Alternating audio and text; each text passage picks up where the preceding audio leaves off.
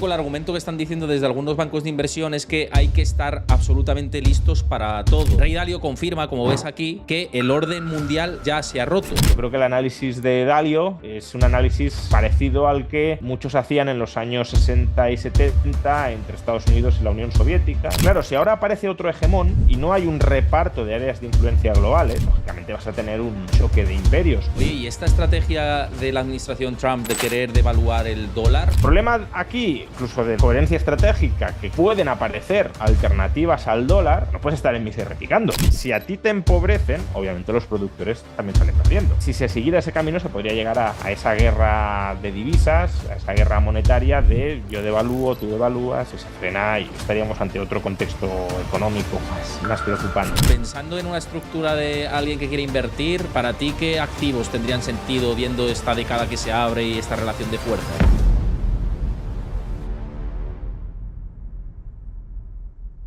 Y una vez más por aquí en el canal, siempre un placer saludar a Juan Ramón Rayo para hablar de cómo está la economía, este juego de poderes entre China, Estados Unidos, que si la deuda, que si el dólar, que si el yuan, que si dónde va a ir la liquidez, muchos puntos de atención y un placer tenerte aquí en el canal, como siempre, Juan. Hablar un ratito contigo y con tu audiencia. El placer es nuestro. No se te había escuchado la parte inicial, que estaba, no sé por qué salía aquí muteado, pero bueno, ya está solucionado. Dicho esto, a los que veáis esto posterior y desde YouTube, tanto en mi canal como en el de Juan, que seguro que también lo sube, ya sabéis que apoyar el contenido cuesta poco y dando a un like, un me gusta, apoyáis bastante la creación del contenido mía, la de Juan, la de todos los creadores que hacemos contenido a través de YouTube, así que un me gusta inicialmente nunca viene mal. Por supuesto que comentéis, ¿cómo veis vosotros el futuro de la economía mundial? Que yo creo que también si hacemos un debate por ahí puede estar interesante y por supuesto suscribiros al canal y activad la campanita, al mío y al de Juan, para tener el recordatorio cada vez que publicamos vídeos en el canal. Dicho esto, quería empezar por lo que estábamos comentando, ¿no? En las últimas semanas hemos conocido una noticia que en realidad ya se lleva produciendo durante mucho tiempo, y es que la administración China ha decidido avisar a los bancos comerciales para que no compren bonos de Estados Unidos o instar a que compren la menor cantidad de bonos de Estados Unidos posible. En cambio,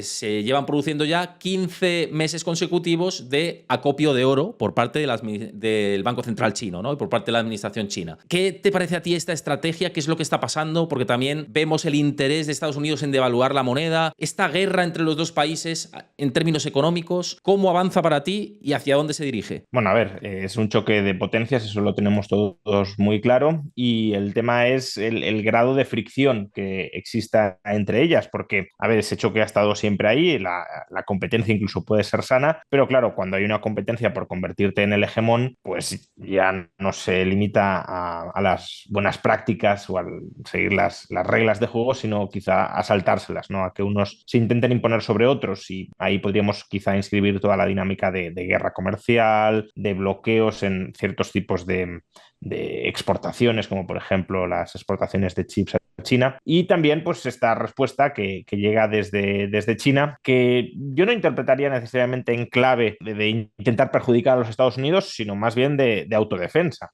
¿Por qué? Pues porque China es una potencia comercial de primer orden, lo sabemos todos, es una potencia comercial en parte, que tampoco está mal recordarlo, por una fuerte represión interna de su consumo, es decir, el gobierno chino fomenta, impulsa mucho el ahorro interno dentro de China, reprimiendo el consumo potencial de sus ciudadanos, y claro, si China produce mucho y no consume tanto, pues la diferencia, y aquí en consumo también meto la inversión, pues la diferencia entre esa producción interna y ese gasto interno va a la exportación. Entonces, por necesidad, si produces mucho y te reprimen el gasto interior, exportas mucho. Esa exportación se traduce en adquirir derechos frente al resto del mundo, y esos derechos frente al resto del mundo se materializan en activos externos. Entonces, claro, el primer punto es ¿qué tipo de activos externos está dispuesta a tener China? ¿De quién quiere ser acreedor en última instancia, ¿no? Y claro, hasta hace algunos años no tenían ningún problema con ser acreedor de los Estados Unidos, porque se mantenía el orden internacional y por tanto, bueno, ser acreedor de la primera potencia del mundo o de la segunda, si China le pasara, pues no sería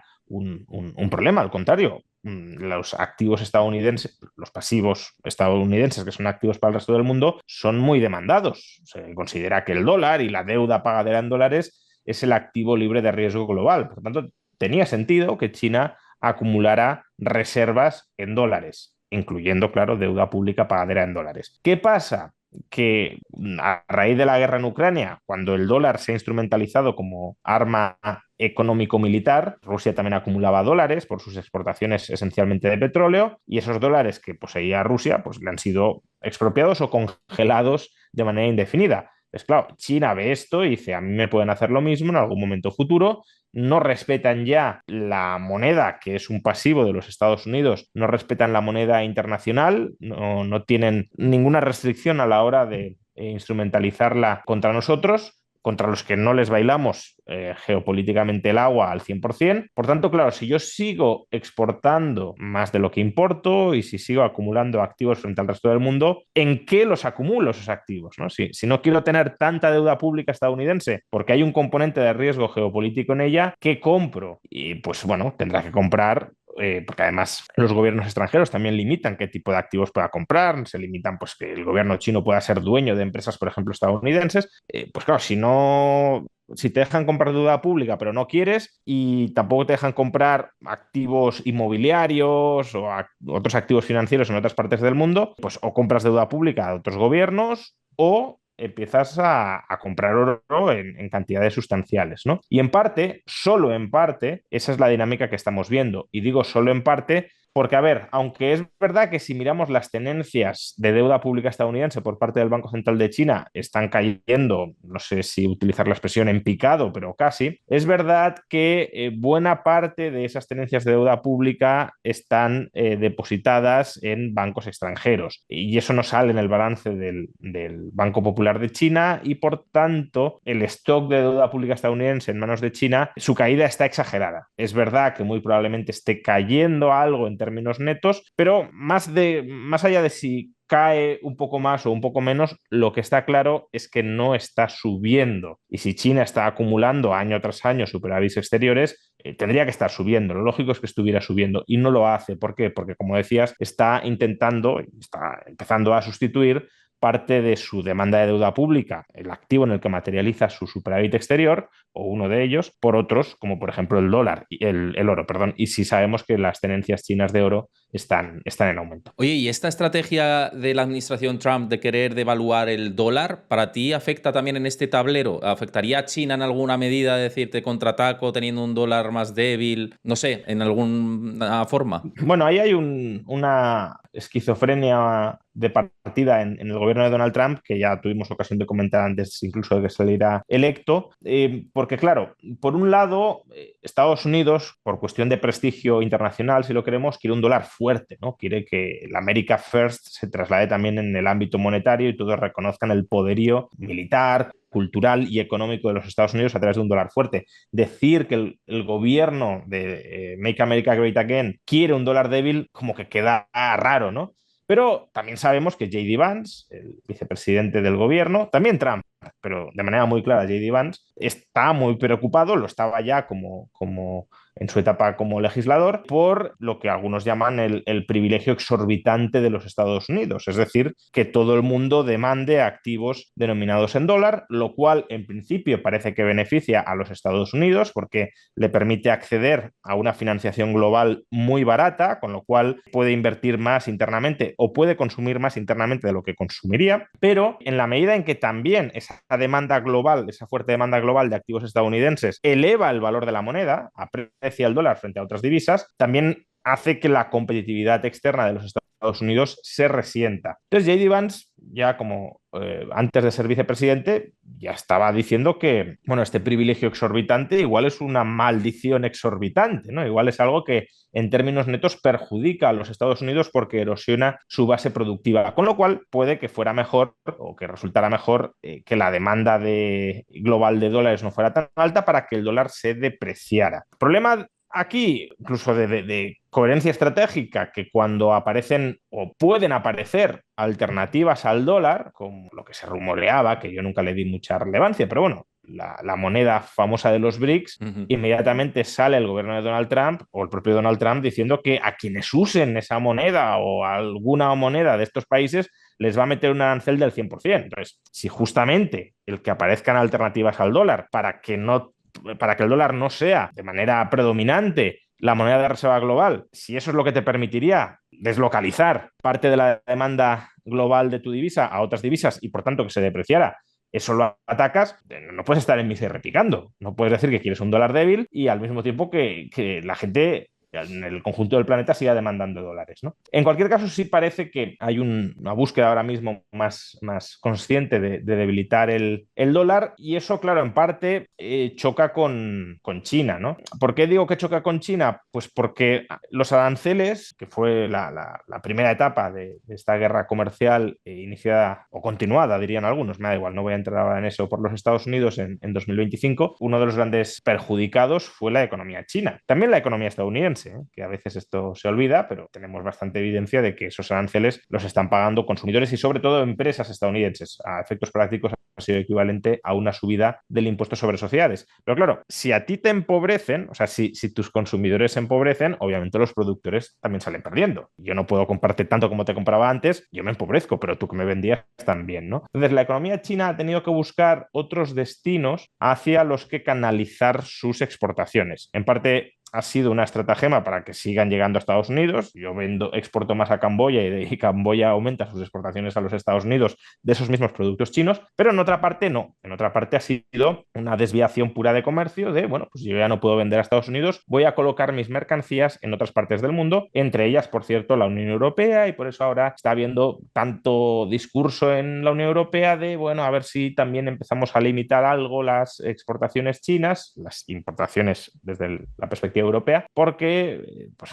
por ejemplo, en el ámbito del automóvil están dañando nuestra industria, etcétera. Entonces, claro, si Estados Unidos devalúa, digamos que los términos competitivos entre Estados Unidos y China se volverán a desequilibrar. Si a China ya, entre comillas, le está costando volcar las exportaciones que antes llegaban a Estados Unidos a otras partes del mundo, si tú devalúas más, pues le estás como o estás empujando para arrebatarle parte de esos mercados, con lo cual o comprimen más márgenes y bajan precios para seguir exportando a esos mercados, o bien impulsas una devaluación del yuan. Entonces ahí ya sí que se podría entrar, no sé si vamos a llegar o no a ese escenario, claro que ahora mismo está lejos, pero si se siguiera ese camino se podría llegar a esa guerra de divisas, a esa guerra monetaria de yo devalúo, tú devalúas, etcétera. Veremos todo esto, pero fíjate, muy interesante todo el análisis, porque te quería preguntar además, a colación de todo esto, ha sido la conferencia de Múnich, que ha sido muy sonada en todos los medios de comunicación, y una de las personalidades que ha reaccionado a esa conferencia de Múnich ha sido Rey Dalio, y Rey Dalio confirma, como ves aquí, que no el nuevo, sino que el orden mundial ya se ha roto. Y argumenta que estaríamos en la fase 6 dentro de todo este artículo, que lo desgranaré en un vídeo dedicado y no vamos a hacerlo profundamente a decir todo exactamente lo que dice, pero dice que estamos en fase 6 en la que se pasan de guerras comerciales a después, la última fase de ese estadio sería conflictos militares y conflictos armados, ¿no? Que primero pasa por guerra comercial, luego guerra tecnológica, guerra geopolítica y todo termina en conflicto armado y en una lucha de poderes constante que cambia la economía mundial. Claro, te quiero preguntar, ¿a ti esto que cuenta Rey Dalio tiene sentido para ti? Bueno, a ver, si se plantea como algo apodíctico o necesario, no tiene sentido porque no tiene por qué suceder. Ahora, si es como una especie de resumen de patrones históricos que se pueden dar, al final está hablando, si no lo interpreto mal, de la trampa de Tucídides, Sí. pues sí, ¿no? Es algo que se ha dado históricamente y que tiene sentido casi biológico, diría, ¿no? Que se dé.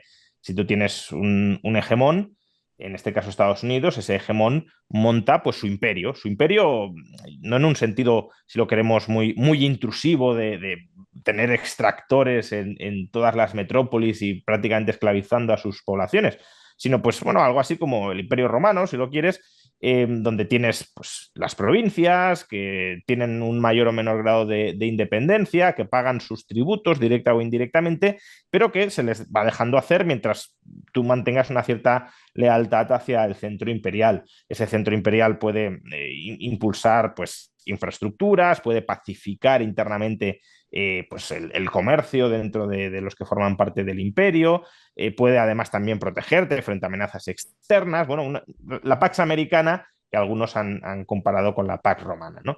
Entonces, claro, ese orden, que es un orden imperial, depende al final de que el hegemón mantenga su hegemonía, porque el que estructura ese orden geopolítico, en este caso, son los Estados Unidos.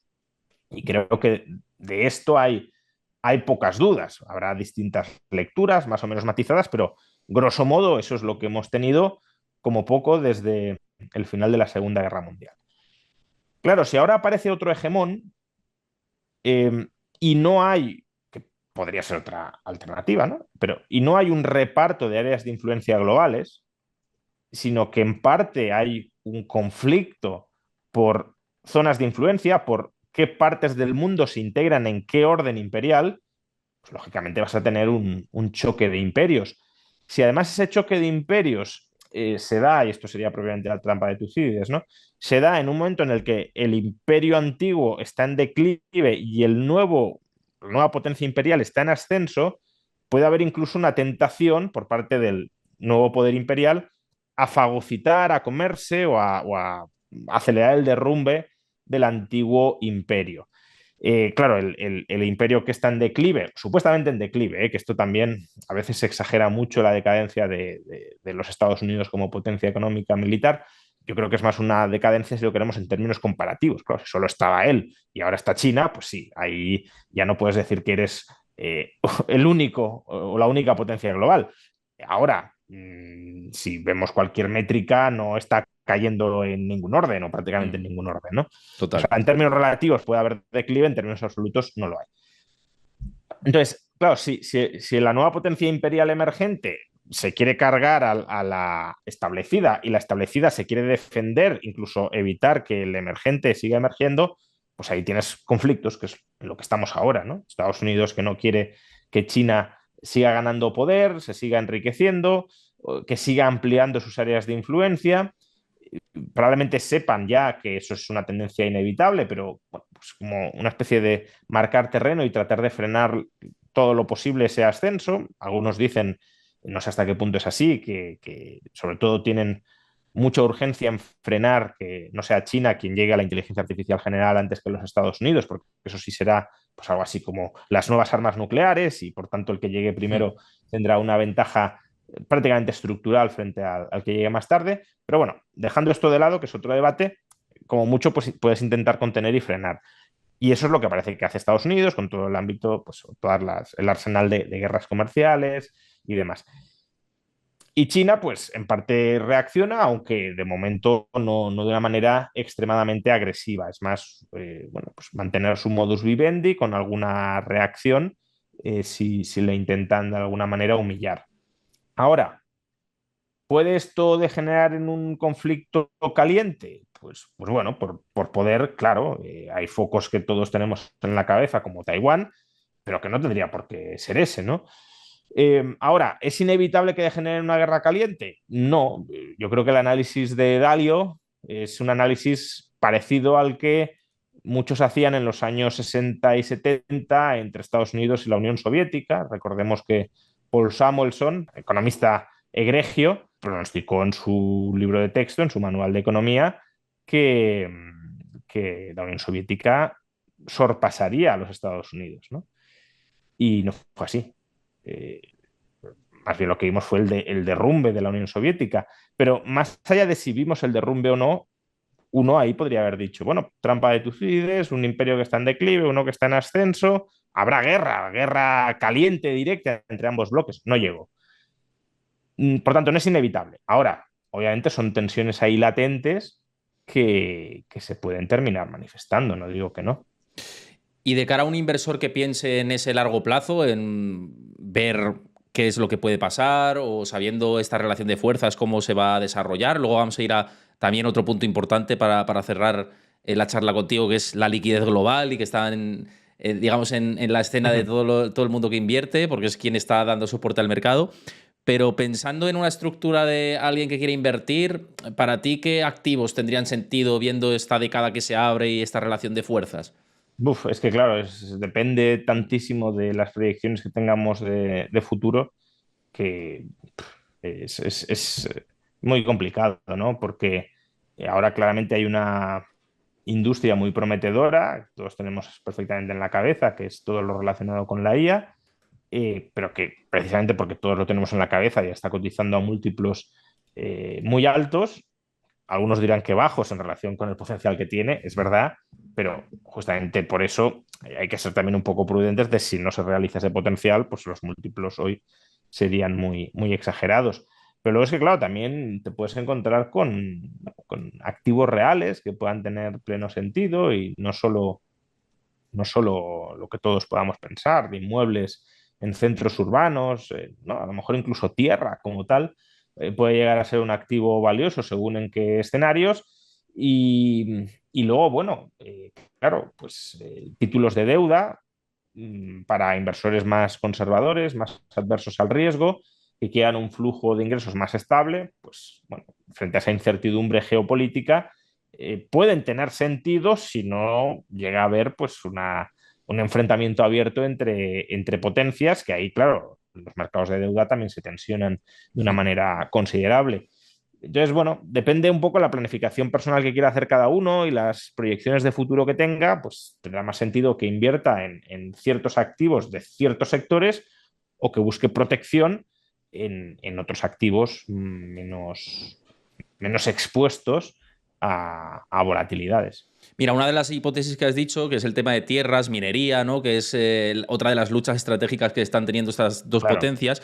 Mucha gente dice, ¿y cómo me expongo a todo esto? Pues mirad, estoy mirando a través de la plataforma de Freedom24, que es una de las que uso principalmente yo para realizar mis inversiones y de la que os hemos hablado tanto yo como Juan Ramón Rayo aquí en mi canal.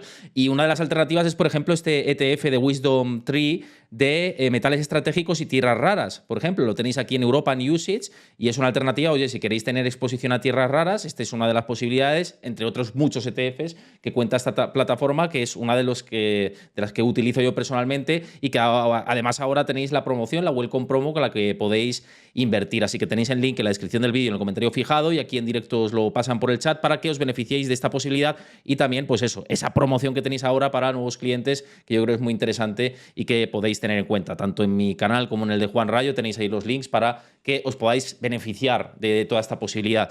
Y otra de las cuestiones, porque todo va muy al hilo, como veis estamos bastante monotemáticos hoy, pero bueno, va en relación hacia dónde se dirige un poco la economía, que quería hacer como un poco monográfico de todo esto. Y una de las dudas, o de lo que están comentando los inversores ahora mismo, es cómo está la liquidez, ¿no?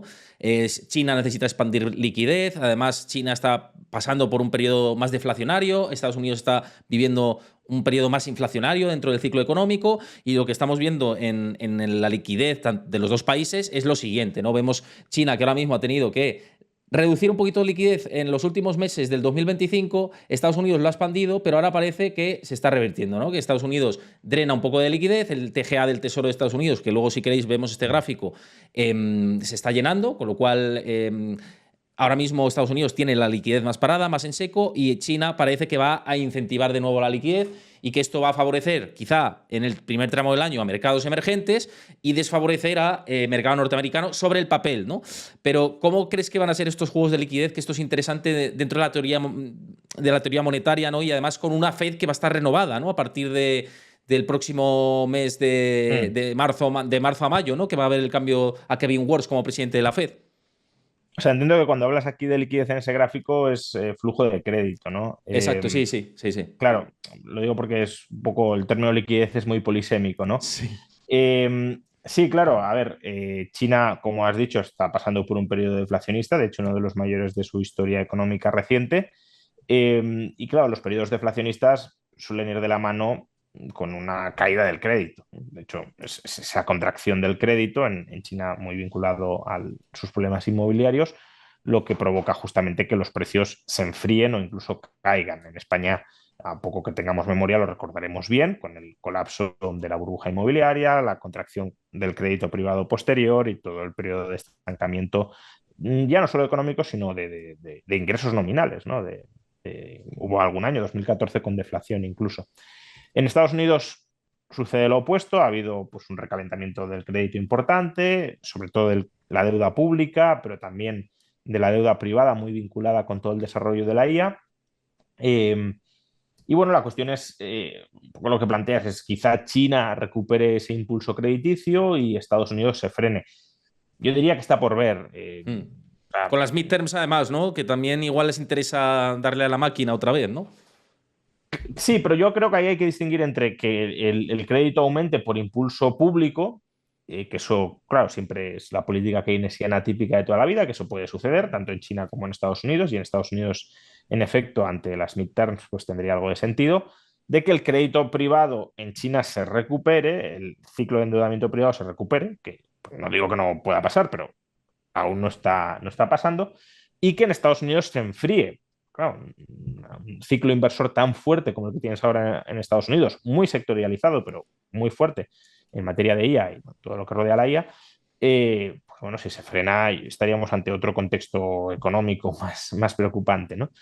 Eh, entonces, bueno, yo creo que eso está por ver. Y otro tema distinto es cuál es la posición de liquidez del sistema como activo, digamos, liquidador de la deuda y sobre todo de aquellos que engrasan el sistema financiero y que necesitan ese activo liquidador para mantener sus posiciones, ¿no? Eso, en el caso de China, no sé cómo está. En el caso de Estados Unidos, hemos tenido tensiones durante los últimos meses que no son, ya lo dijimos en su momento, que no es que tengan un carácter irreversible, ni mucho menos, pero sí han estado ahí las tensiones y el curso que siga la política monetaria en parte va a determinar también cómo avancen esas tensiones. Sí, un poco el argumento que están diciendo desde algunos bancos de inversión es que hay que estar absolutamente listos para todo, ¿no? Porque puede ser un año Bueno, en el eso que siempre, haya, eso desde luego, ¿no? Pero que estamos en un año en el que cuando hay elecciones de medio término, la volatilidad repunta en los mercados y la liquidez hace cosas extrañas. Muchas veces se frena el grifo, el flujo de crédito, se vuelve a abrir y nunca sabes, ¿no? De hecho, estamos viendo una rotación tremenda en los mercados, ¿no? Y que sectores tradicionales y muy castigados, enfocados más al value, como puede ser el energético, está tirando, ¿no? Y de aquí a una derivada que se me ocurre, ¿no? Antes de terminar la charla contigo, de si este tipo de sectores puede tener sentido también, teniendo en cuenta que es uno de los planes claros de Trump dentro de su mandato, cuando tomó posesión de darle ¿no? mucha cabida al drilling, el negocio offshore y todo esto, ¿no? Sí, bueno, ahí ya, esto sería una pregunta más para alguien que haya estado muy por encima de estos sectores estudiándolos durante los últimos años, ¿no? Mi sensación es que ha habido un déficit de inversión muy grande en todo lo que tenga que ver con desarrollo y explotación de combustibles fósiles por los planes de transición energética de los gobiernos. Eh, ya no, que en parte también, porque hayan prohibido esas inversiones, sino porque, claro, si tú como gobierno mandas la señal a los inversores de esto se acaba, esto en 10 15 años ya no va más, pues, hombre, puedes descontar algo que te pueden estar mintiendo, o que pueden estar exagerando, o que pueden cambiar de opinión, pero como poco algún peso les darás a esas palabras y por tanto algo recortarás la inversión si te están diciendo que eso ya no va a ser un sector económico en 10 o 15 años, ¿no? Entonces, claro, si ha habido un déficit de inversión, como parece que lo ha habido, y por tanto hay, si lo queremos, una cierta inelasticidad a corto plazo de la oferta de estos combustibles fósiles para abastecer la demanda y la demanda ahora mismo es creciente porque la IA es muy intensiva en consumo de energía y cuanto más se invierta en centros de datos, mayor va a ser la demanda de energía, sobre todo electricidad, pero bueno, al final vas a tener que generar electricidad como buenamente puedas, pues bueno, eso tiene sentido que ahí haya un desplazamiento de la demanda, una oferta que a corto plazo no siga tanto y por tanto una presión alcista sobre los precios que ya se está viendo en la electricidad, ¿no? El precio del kilovatio hora, sobre todo en Estados Unidos, pero que, claro, en la medida en que eso se traslade a demanda de fuentes energéticas primarias, pues también puede afectar a su precio. Pues nos vamos a quedar con todo esto, que yo creo que es interesante. Ya para la próxima vez que vengas por aquí tiraremos de más temas que van a venir con mucha fuerza seguramente próximamente, con cómo está la economía y ya sabemos que un año de Trump parece 4 años de otro presidente, o sea que seguro que Sí, nos sorprende con algo. últimamente para lo malo, pero bueno, es verdad que Sí. también a veces se hacen muchas cosas que no se harían en otro caso y que pueden ser positivas, pero bueno, últimamente este frenesí normativo no suele ser para hacer cosas buenas. Total. Pues nada, muchísimas gracias, Juan, por pasarte por aquí. A los que estáis en directo también espero que os haya gustado. Ahora me quedo con vosotros conversando. Y a los que veáis esto desde YouTube, dejad ahí vuestro like, que tardáis muy poco en hacerlo. Si os ha gustado la charla y habéis llegado hasta el final, seguramente os haya gustado, así que dadle a me gusta. Por supuesto, suscribiros al canal y activad la campanita. El mío y el de Rayo, a los dos tenéis que seguir el canal si os gusta el contenido económico. Y comentad también cómo lo habéis visto y cómo veis esta relación de fuerzas y cómo se va a decantar la balanza. Vamos a ver si fomentáis ahí el debate. Muchísimas gracias, Juan. Nos vemos pronto. Hasta el mes que viene, nos vemos. Hasta el mes que viene. Chao.